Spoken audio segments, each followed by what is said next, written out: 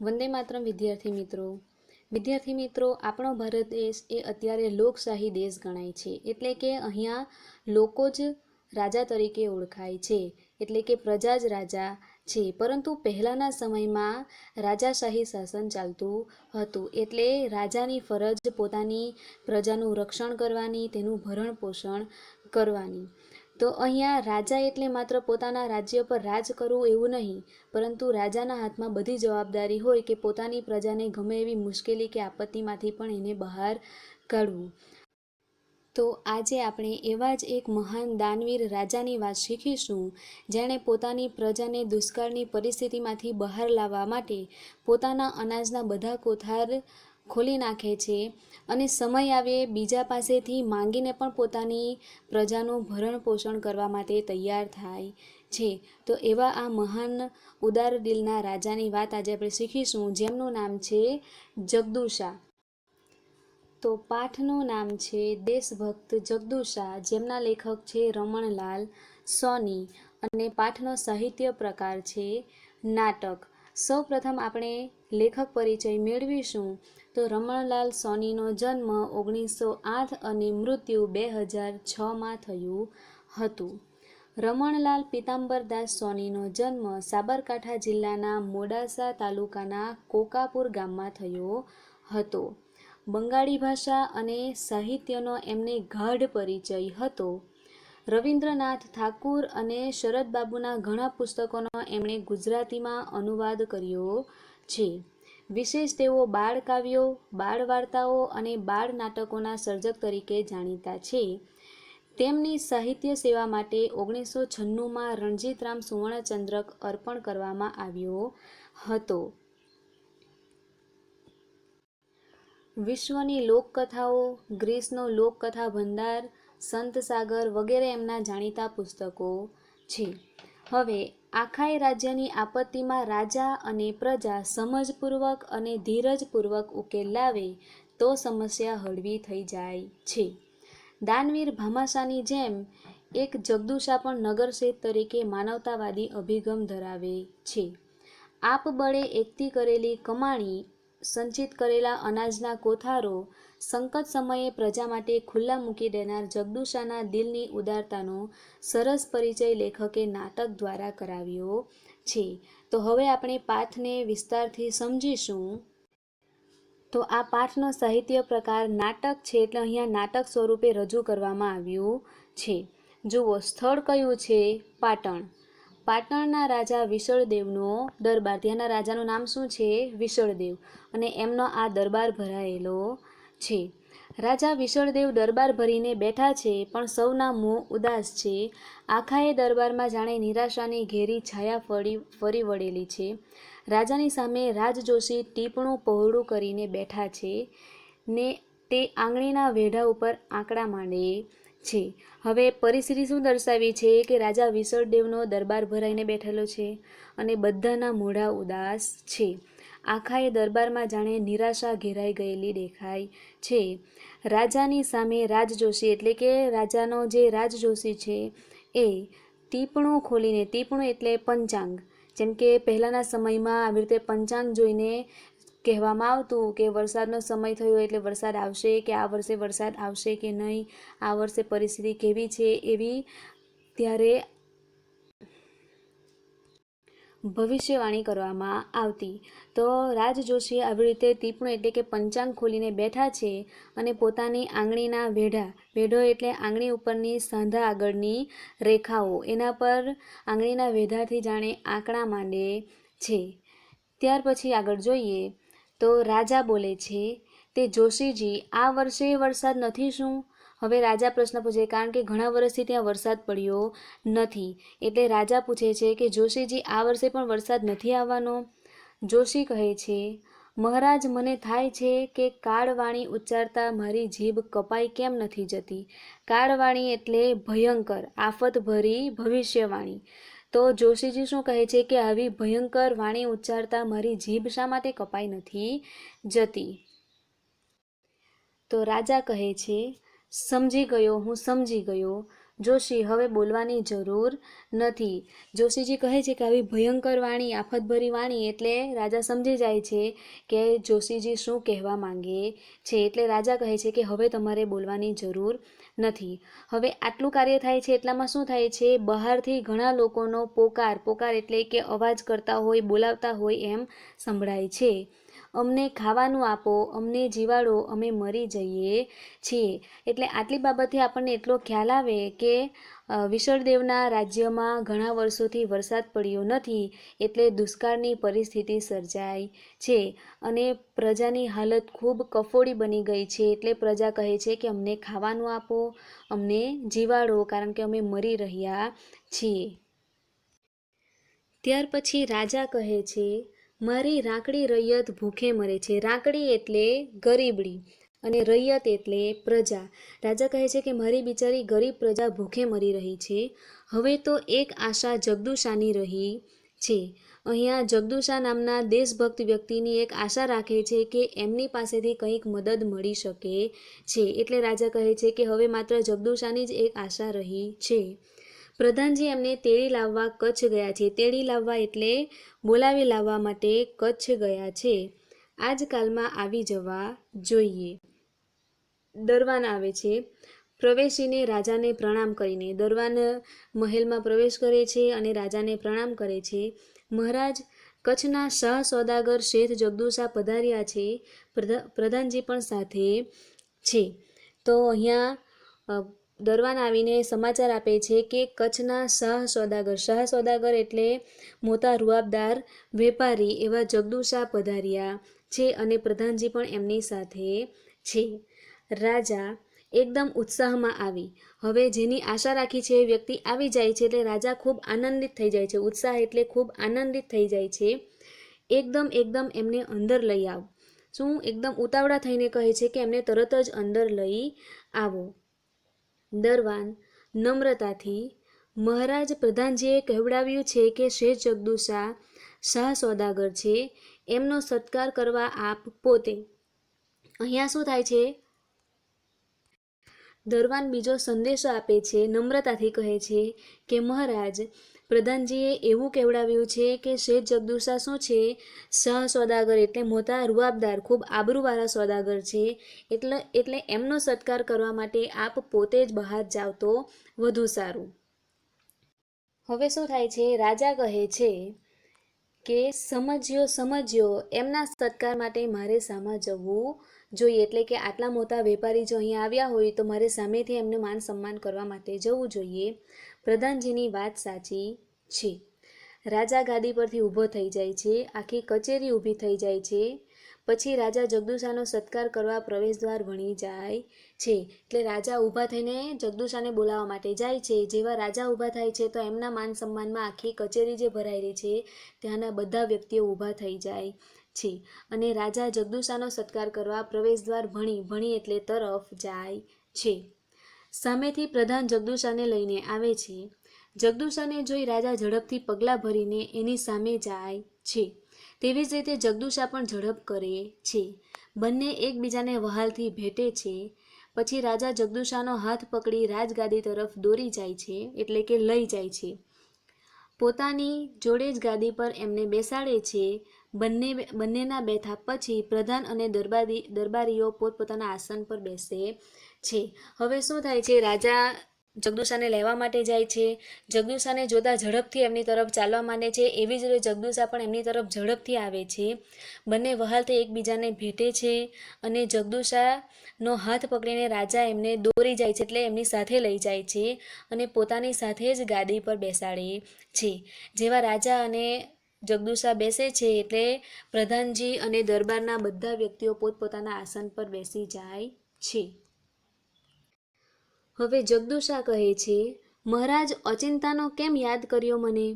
તો રાજા કહે છે, સુખ દુઃખની વાતો કરવા. શેઠજી, ગુજરાતમાં આજે 3 વર્ષથી કારમો દુકાળ ચાલે છે. તો જગદુશા પૂછે એટલે રાજા શું કહે છે કે સુખ દુઃખની વાતો કરવા માટે તમને બોલાવ્યા છે. કારણ કે ગુજરાતમાં આજે 3 વર્ષથી કારમો દુકાળ ચાલે છે, એટલે કે દુષ્કાળ એટલે કેવી પરિસ્થિતિ?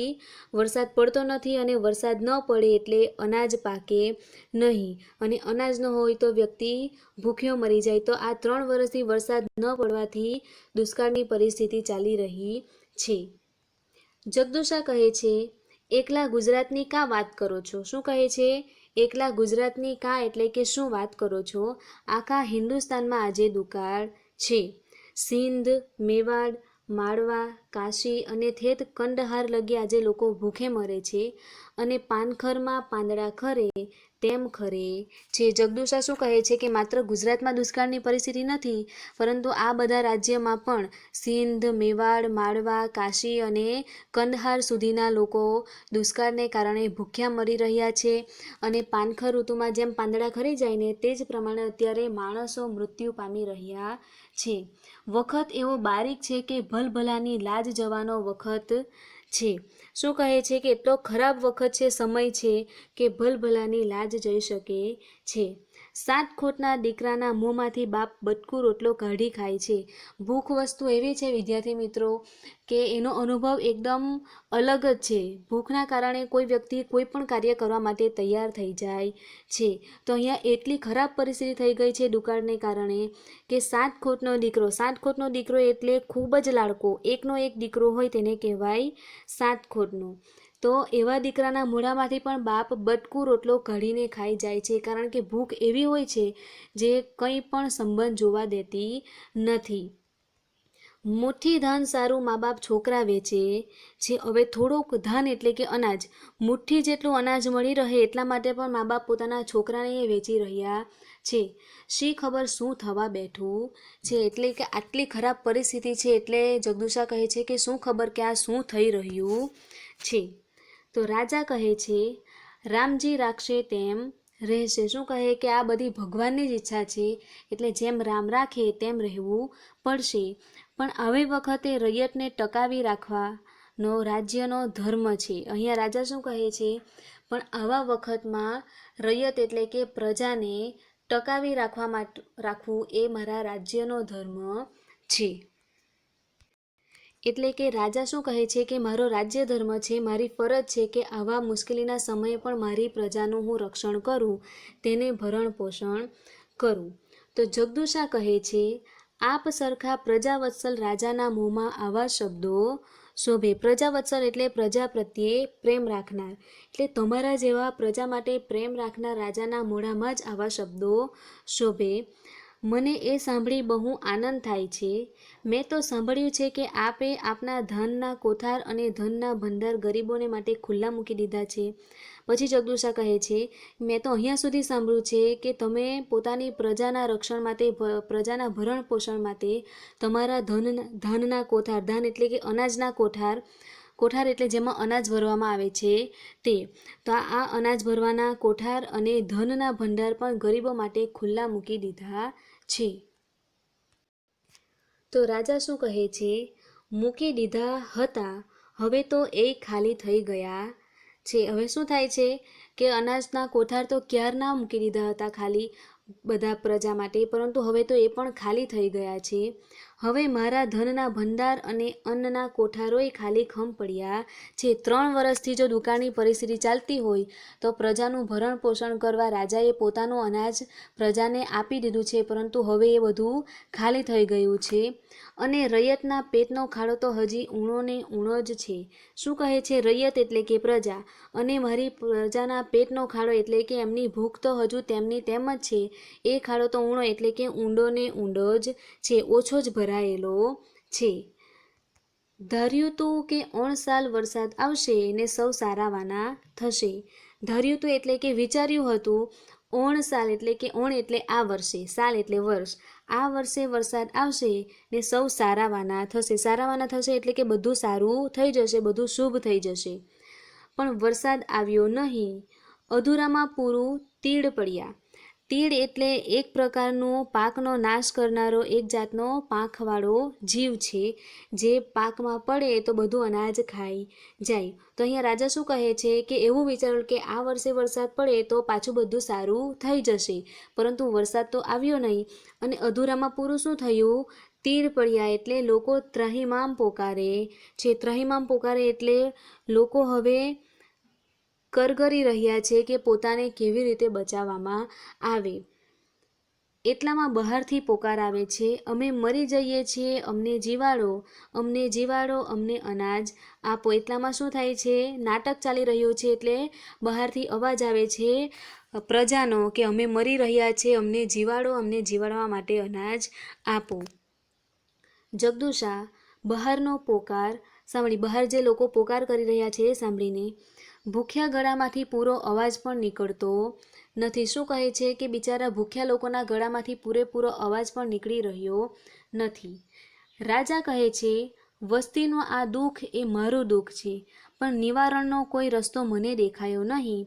ત્યારે હું મૂંઝાયો, એવે વખતે તમે યાદ આવ્યા. હવે જો આ રાજા પોતાની પ્રજા પ્રત્યે કેટલું બધું પ્રેમ રાખે છે કે એ વિચારે છે કે આ વસ્તીનું જે દુઃખ છે એ મારું દુઃખ છે અને આ દુઃખ નિવારવાનો મને કોઈ રસ્તો દેખાયો નહીં. એટલે આવા સમયે મને તમે યાદ આવ્યા. કોણ યાદ આવ્યા? જગદુશા યાદ આવ્યા.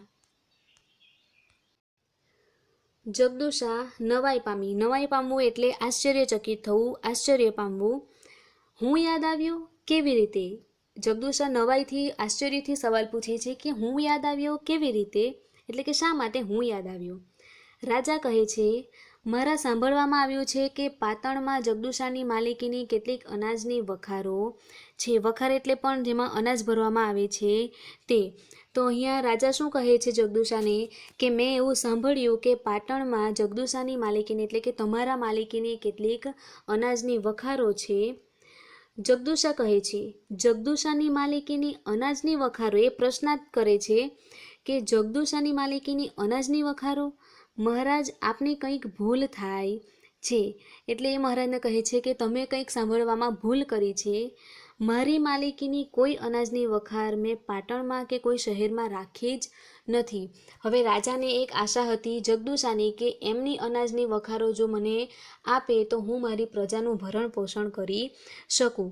તો અહીંયા જગદુશા તો પોતાની વાતને નકારે છે કે પાટણમાં કે કોઈ પણ શહેરમાં મેં મારી માલિકીની કોઈ અનાજની વખાર રાખી નથી.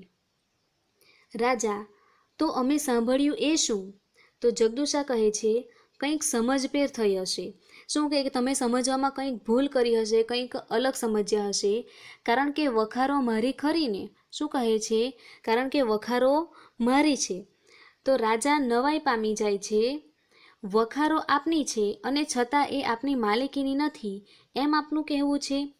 હવે જગદુશા શું કહે છે કે મારી માલિકીની મેં કોઈ અનાજની વખાર રાખી નથી.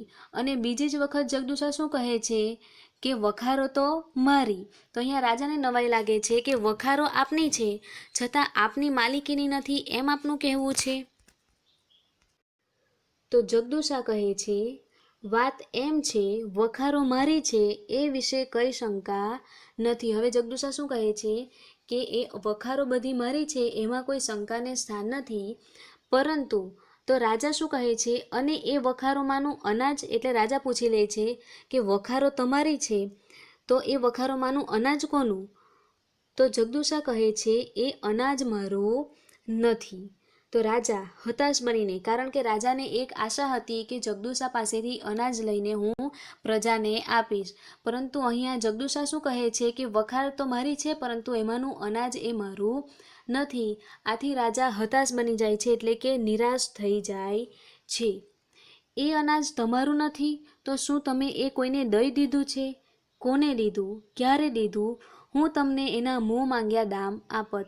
હવે રાજા શું કહે છે કે એ અનાજ તમારું નથી તો શું તમે અનાજ કોઈને આપી દીધું છે? તમે જેને આપ્યું હોય તો એ અનાજના તમે કહો એટલું દામ, એટલે કે એનું તમે કહો એટલું મૂલ્ય આપીશ. જગદુશા કહે છે, એ અનાજ મારું નથી એ નિશ્ચિત છે. નિશ્ચિત એટલે નક્કી છે. મેં કોને દીધું અને ક્યારે દીધું એ જાણવું હોય તો એમ કરો ને, એ વખારો ખોલાવી ને એની તપાસ કરાવો ને. હવે જગદુશા શું કહે છે, એ મારું અનાજ નથી એ વાત પાકી છે, પરંતુ આ અનાજ મેં કોને દીધું અને ક્યારે દીધું એ તમારે જાણવું હોય તો આ વખારો ખોલાવો અને એની તપાસ કરાવો. તો રાજા આગળ શું કહે છે કેવી રીતે ખબર પડશે? તો જગદુશા કહે છે, એમ જ ખબર પડશે. દરેકે દરેક વખારની અંદર ભીતપત્ર પર તાંબા પત્રામાં લેખ લખાવીને જડાવેલો છે. તેમાં એ અનાજના માલિકના નામ થામ બધું લખેલું છે. હવે ભીતપત્ર એટલે સમાચાર વગેરેની જાહેરાત માટેનું ચોપાનિયું જે પત્ર હોય તે. તો એના પર તાંબા પત્રામાં પહેલાંના સમયમાં કાગળ કે પેનથી કોઈ લખવામાં આવતું નહીં, ત્યારે નહીં હતું, તો આવા તાંબાના પતરા પર લેખ લખાવવામાં આવતા અને એ લેખ સાચો ગણવામાં આવતો.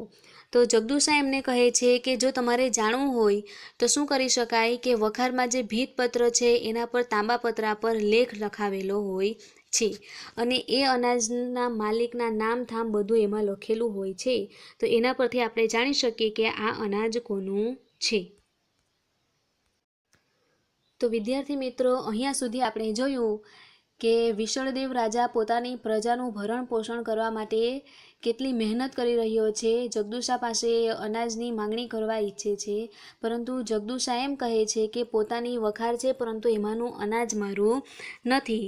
હવે આ અનાજ મેળવવા માટે જગદુશા કહે છે કે આપણે એ તાંબા પત્રાનો લેખ જોઈએ કે અનાજ કોનું છે, તો એ માલિકના નામ ખબર પડશે. તો હવે આપણે આગળ જોઈશું કે આ અનાજના માલિક કોણ છે.